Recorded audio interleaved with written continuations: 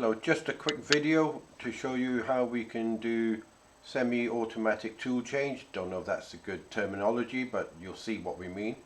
Now what we're going to do is we're using our wireless tool height, which you can see on the screen.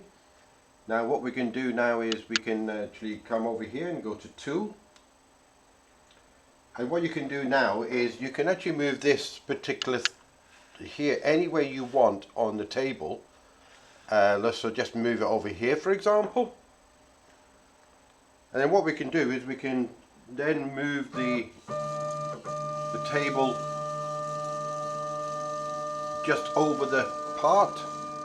We're kind of looking for it to be centralized.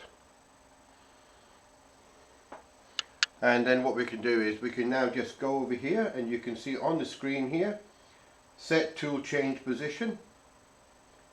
Now what it'll do now is, now you can see it's just set so it knows where it is on the table.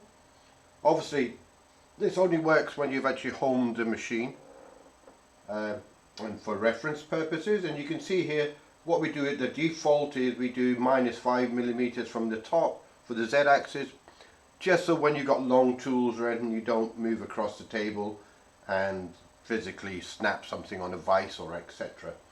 But that can be changed by you if you find that the height is too high. So you could just go in here and just say you want -50mm. But for our purposes and the way we want to use it, we'll just do -5 as it's done on the screen.